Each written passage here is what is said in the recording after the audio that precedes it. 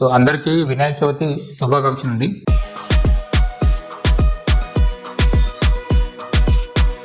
Last 3-4 వీడియోలో చాలా మంది కొన్ని డౌట్స్ అడిగారు.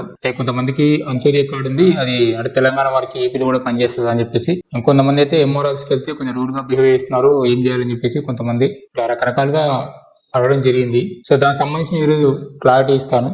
ఓకే, సో వీడియోలోకి వెళ్లే ముందు రిక్వెస్ట్ ఏంటంటే ఎవరైనా కొత్త వాళ్ళు కనుక మన ఛానల్ చూసినట్టయితే దయచేసి ఆ ఛానల్ సబ్స్క్రైబ్ చేయండి, అలాగే ఈ వీడియోకి ఒక లైక్ వేసుకోండి. డీటెయిల్స్ లోకి వెళ్లే ముందు ఫస్ట్ క్వశ్చన్ వచ్చేసి, మేము ఫిబ్రవరిలో అప్లై చేసాము, 2 times వెరిఫికేషన్ అయ్యింది, ఒకసారి మేలో ఇంకోసారి జూలైలో, బట్ స్టేటస్ స్టిల్ పెండింగ్ అని చూపిస్తుంది. మేము ఎంఆర్ ఆఫీస్ కి వెళ్తే రూడ్ గా మాట్లాడుతున్నారు, ఎక్కడ కంప్లీట్ ఇచ్చినా తిరిగి అక్కడనే రావాలి అంటున్నారు, మేము ఇప్పుడు ఏం చేయాలి అడుగుతున్నారు. సో ఇక్కడ నాకు అర్థం విషయం ఏంటంటే రేషన్ కార్డు గురించి అనుకుంటా, ఎందుకంటే మీరు గ్యాస్ కనెక్షన్ సంబంధించిన వీడియోలో మీరు కామెంట్ పెట్టారు.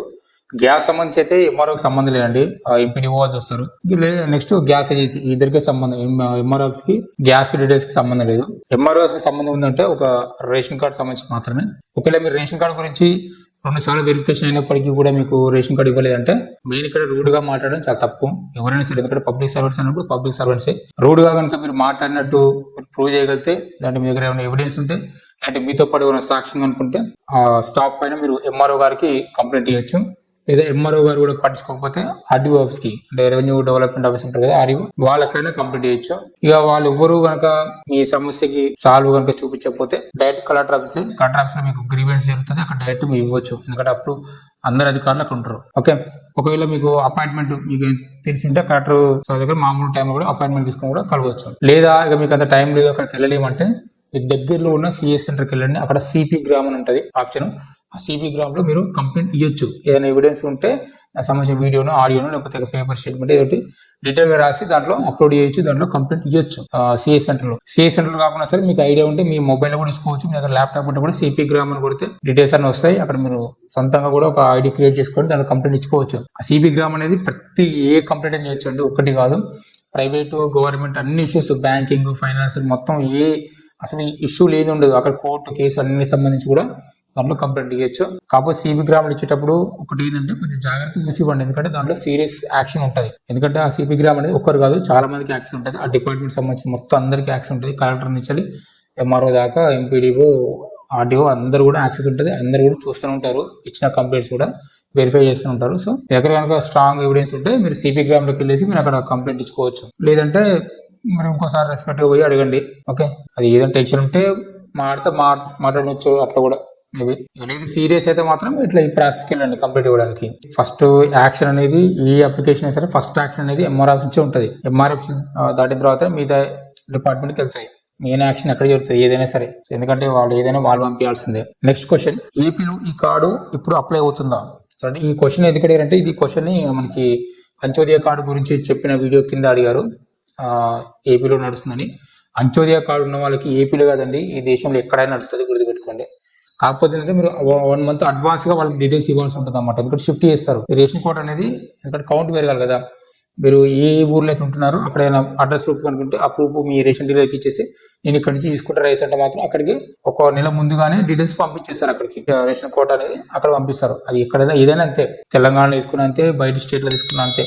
స్టేట్ కార్డు వాళ్ళకి మాత్రం తెలంగాణ మాత్రం తీసుకోవాలి, ఏ రేషన్ షాప్ అనేది తీసుకోవచ్చు. అది చాలా మంది తీసుకుంటున్నారు కూడా. నెక్స్ట్ క్వశ్చన్, హాయ్ అన్న, మాకు రేషన్ కార్డు వచ్చింది అన్న, రైస్ కూడా తీసుకున్నాము, 0 కరెంట్ బిల్ ఎక్కడ అప్లై చేయాలి అన్న? ఇన్ హైదరాబాద్ అంటే హైదరాబాద్ లో సపరేట్ గా ఈ ప్రజాపాలన కేంద్రాలు పెట్టారు కానీ జనరల్ గా అయితే మామూలుగా మున్సిపల్ ఆఫీసులే పెట్టింటారు. లేదంటే వార్డు మెంబర్ అడగండి. వార్డు కొన్ని ప్లేస్ లో మాత్రం వార్డు మెంబర్ అవుతుంది అక్కడ పెట్టారన్నమాట ప్రజాపాలన అది ఆఫీస్ అనేది. ప్రజాపాలన ఆఫీస్ ఎక్కడ ఉంటే అక్కడే. ఆల్మోస్ట్ 99% అయితే మున్సిపల్ ఆఫీసులు ఉంటాయి. బ్యానర్ కట్టుకుని పెట్టుకుంటారు ఆల్రెడీ, ప్రజాపాలన దరఖాస్తు స్వీకరించబడినది ప్రజాపాలన ఆఫీస్ అని. సో అక్కడికి వెళ్ళండి. మీ కరెంట్ బిల్లు ఒకటే కాదు, గ్యాస్ కూడా 2 ఒకసారి ఇస్తారు. Ration card, current bill, gas bill పట్టుకొని అక్కడికి వెళ్ళండి. అంటే ప్రజాపాలన స్లిప్ మాత్రం కంపల్సరీ. ప్రజాపాలన కనుక మీరు అప్లై చేయకపోతే ఇవ్వట్లేదు, అయితే గుర్తుపెట్టుకోండి. ప్రజాపాలన అప్లికేషన్ పెట్టిన వాళ్ళకి మాత్రమే అప్పుడు కూడా టిక్ చేస్తున్నది కూడా, మాకు ఇంధనం బిల్లు కావాలి, మాకు గ్యాస్ కావాలి, మాకు ఫ్రీ కరెంట్ కావాలి, మాకు మహాలక్ష్మి స్కీమ్ కావాలి, ఇవన్నీ కావాలని టిక్ చేస్తేనే అక్కడ చూస్తారు టిక్ చేసారా లేదని. టిక్ చేస్తే ఓకే, లేకపోతే చూపేయమంటారు అట్లా.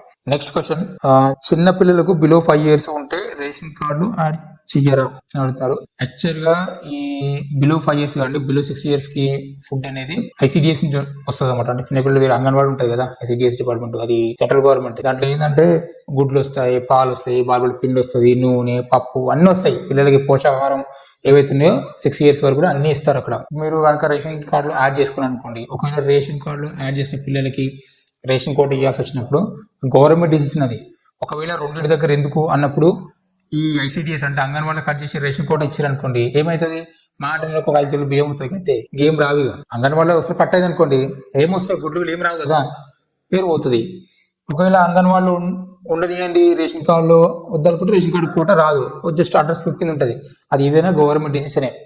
మాక్సిమం గవర్నమెంట్ ఖర్చు తగ్గించుకోవాలనే ఉద్దేశంతో మాత్రం రేషన్ కార్డు ఉంటే రేషన్ బియ్యం ఇస్తుంది, వీళ్ళు మాత్రం కట్ చేస్తారు ఖచ్చితంగా.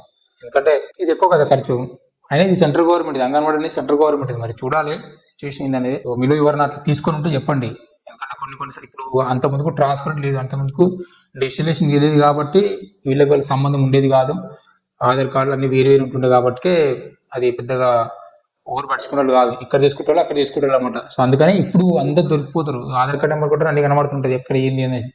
సో అట్లా అనమాట. అందుకనే మీరు ఎవరన్నా, నాకు తెలిసి అయితే ఏదో ఒకటి ఇస్తుండొచ్చు. ఇక తెలంగాణ పరిస్థితి అయితే చూడాలి.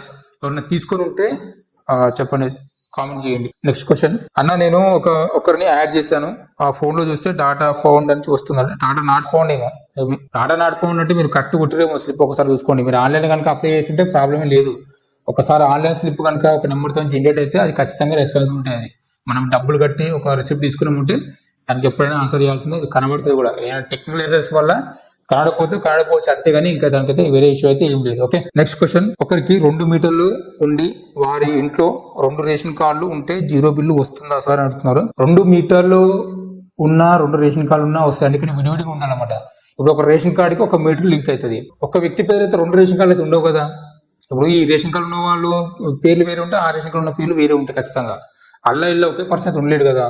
సో ఇప్పుడు రేషన్ యొక్క మీటర్ ఏవైతుందో ఒకే పర్సన్ మీద ఉంటే కనుక ఒకే రేషన్ కార్డుకి లింక్ అవుతుంది. ఇంకొక మీటర్ అనేది లింక్ కాదు, అది అట్లా అయితే పాసిబుల్ కాదు. ఒకవేళ మీటర్ అనేది వేరే రేషన్ కార్డులో ఉన్న వ్యక్తికి పేరు మీద ఉందనుకోండి, అప్పుడు 2 మీటర్లకు వస్తుంది ఫ్రీ కరెంట్ అనేది. నెక్స్ట్ క్వశ్చన్, ఆల్రెడీ కార్డు ఉంది, అంత్యోదయ కార్డుకి అప్లై చేసుకోవచ్చా? ఈ అంత్యోదయ కార్డు సంబంధించి నేను వీడియో చేశానండి ఆల్రెడీ, అంత్యోదయ కార్డు సంబంధించి కూడా. కాకపోతే ఏంటంటే అంత్యోదయ కార్డు అనేది ఆటోమేటిక్ వస్తుంది. ఎందుకంటే ఊర్లో విలేజ్ సంబంధించి కానీ వార్డు సంబంధించి కానీ ఏదైనా ఎవరికైనా ఇన్సిడెంట్ జరిగినప్పుడు వాళ్ళు ఆటోమేటిక్గా చెప్పాలన్నమాట, పలానా హస్బెండ్ చనిపోయారు అట్లా అని. వాళ్ళకే ఇస్తున్నారు. కొత్తగా అంత్యోదయ కార్డులు అయితే లేవు, అది గుర్తుపెట్టుకోండి. కొత్తగా చేసుకున్నా అనుకుంటే మాత్రం లేవు. ఎవరికి కన్వర్ట్ అవుతుందంటే ఇంటి పెద్ద దిగువరు చనిపోతే అలాంటి వాళ్ళ కార్డులు కన్వర్ట్ అవుతున్నాయి, కానీ ఫ్రెష్గా అయితే లేదు. ఎందుకంటే నిండిపోయింది ఆల్రెడీ. NFSA కార్డు స్ట్రెంత్ అనేది ఆల్రెడీ 70% ఏవైతే చెప్పారో 70% ఆల్రెడీ ఫుల్ఫిల్ అయిపోయింది. అందుకనే కదా ఇప్పుడు స్టేట్ గవర్నమెంట్ అనేది స్టేట్ కింద కార్డు ఇస్తున్నారు. NFSA ఖాళీ ఉంటే అనేసి NFSA ఇస్తుండే స్టేట్ గవర్నమెంట్ కూడా. అంతా రేషన్ కార్డు ఇవ్వలే. లాస్ట్ గవర్నమెంట్ కూడా రేషన్ కార్డు ఇవ్వకపోవడానికి కారణం ఇదే. ఎందుకంటే అప్పటికే చాలా ఉన్నాయి రేషన్ కార్డు మన దాంట్లో. ఇప్పటికే 97 లక్షల రేషన్ కార్డులు వచ్చేసినాయి. ఎందుకంటే యాజ్ పర్ NFSA యాక్ట్ ప్రకారం అన్ని ఉండొద్దు. ఇప్పుడు అన్ని రేషన్ కార్డు ఉంటే అంతమంది పేదవాళ్ళు అన్నట్టు కదా. మరి అంతమంది పేదవాళ్ళు ఉన్న రాష్ట్రం అయితే ఇంకా పేదదే కదా. సో అట్లా అనమాట. కానీ మన తలసరి ఆదాయం చూస్తున్నామో మరి ఎక్కువ ఉంది. మన లెక్క చేస్తే ధనిక రాష్ట్రం ఉండాలి కదా. ధనిక రాష్ట్రంలో ఎన్ని రేషన్ కార్డు ఎందుకుంటే అని ఆల్రెడీ కోర్టు కూడా క్వశ్చన్ చేసింది ఈ యొక్క ప్రాబ్లమ్ ని ఎందుకు ఇట్లా అని చెప్పేసి. సో ఇదైతే ఆటోమేటిక్ ఎవరైనా హస్బెండ్ చనిపోతే అలాంటి వాళ్ళకి కన్వర్ట్ అవుతుంది. ఓకే, ఫ్రెష్గా అయితే లేదు. యూట్యూబ్లో కూడా చాలా మంది ఇక్కడ పెట్టండి అక్కడ పెట్టండి, ఆన్లైన్లో అంత్యోదయ నియోజన కార్డుకి అప్లికేషన్ పెట్టి అంటున్నారు. అవి ఏ వర్కౌట్ కాదు, అంత వేస్ట్ ముచ్చట్లో అలాగైనా అవి వేస్ట్ అయ్యి అంత్యోదయ కార్డుకి పెద్ద ఏముండదు. సెంట్రల్ గవర్నమెంట్ ఓపెన్ చేసినప్పుడు మాత్రమే అంత్యోదయ కార్డుకి అప్లికేషన్ పెట్టండి. అసలు అంత్యోదయ కార్డుకి అప్లికేషన్ పెట్టినప్పుడు మనకెందుకు ఇస్తారండి? ఫ్రెష్ వాళ్ళకి ఆల్రెడీ స్టేట్ కింద కార్డు ఉన్న వాళ్ళకి మాత్రమే. అలా ఎవరైతే లీస్ట్ ఇన్కమ్ ఉన్నారు, లీస్ట్ ఎకనామికల్ గా డౌన్ ఉన్నారు, వాళ్ళ డాటాని ఆటోమేటిక్గా పంపిస్తారు స్టేట్ గవర్నమెంట్. అట్లా ఎందుకంటే స్టేట్ గవర్నమెంట్ భారం అయ్యేది కదా. అంత గ్యాప్ వచ్చినప్పుడు తీసుకుపోయి పడుతుంటారు మనల్ని. అందుకని స్పెషల్గా అప్లికేషన్ అయితే ఏమి ఉండదు. ఆన్లైన్ కూడా పెద్ద తీసుకుంటున్నారు ఇస్తున్నారు అని చెప్పి అక్కడెక్కడ సంవత్సరం చెప్తారు, కానీ అది పెద్ద నమ్మకంగా అది ఇది వర్కౌట్ అయ్యేది కాదు. ఓకే, నెక్స్ట్ క్వశ్చన్ వచ్చేసి, రేషన్ కార్డు ఈకేవైసీ ఎలా చేయాలి చెప్పండి అంటున్నారు. రేషన్ కార్డు ఈకేవైసీ ఏం లేదండి. ఈ రేషన్ కార్డు సంబంధించి ఈకేవైసీ రేషన్ షాప్లో వేయాలి. రేషన్ డెలివరీ ఇస్తారు. బయట వాళ్ళు ఎక్కడ లేదు. మీరు మీ సేవలు చేయించుకోండి, అక్కడ చేయించుకోండి, ఇక్కడ చేయించుకోండి అని వాళ్ళు చెప్తే కూడా మీరు నమ్మొద్దు. ఓకే, మీ యొక్క విలేజ్ సంబంధించిన రేషన్ డీలర్ అంటే మీ యొక్క రేషన్ కార్డు ఏ రేషన్ డీలర్ కింద ఉందో ఆయనే చేస్తాడు. అంటే ఎక్కడైనా చేసుకోవచ్చు అనుకోండి. కాకపోతే కొత్త కార్డు కాబట్టి ఒకవేళ వాళ్ళ దగ్గర చేయించుకోండి. ఎందుకంటే మీ డాటా వాళ్ళ లిస్ట్లో ఉంటుంది కాబట్టి ఈజీగా అయిపోతుంది. యాక్చువల్గా ఈ కేవైసీ అనేది రేషన్ కార్డు కలిగిన వాళ్ళు, తెలంగాణ వాళ్ళు ఏ రేషన్ షాప్ అయినా సరే చేయించుకోవచ్చు. ఎందుకంటే జస్ట్ రేషన్ కార్డు నెంబర్ కొట్టిన మొత్తం వాళ్ళ ఫ్యామిలీ మెంబర్స్ డీటెయిల్స్ వస్తాయి. ఫ్యామిలీ మెంబర్స్ మీరు క్లిక్ చేయాలి, తంబు తీసుకోవాలి అంతే. సో అందుకని ఏ మిషన్లో అయినా పనిచేస్తుంది, ఏ రేషన్ డీలర్ కింద పనిచేస్తుంది. కాకపోతే మనకి ఎర్రర్స్ రాకుండా, ఏమైనా ఇష్యూ కాకుండా ఉండాలంటే బెటర్ ఏంటంటే మనకి ఏ రేషన్ షాప్ కింద అయితే మన రేషన్ కార్డు ఉందో అక్కడ చేసుకుంటేనే బెటర్. సో ఇది నా సజెషన్ అయితే. సో ఇదండి ఇలాంటి వీడియో. నా వీడియో నచ్చితే వీడియోని లైక్ చేయండి, అలాగే నా ఛానల్ని సబ్స్క్రైబ్ చేయండి. And once again happy Vinayaka Chavithi.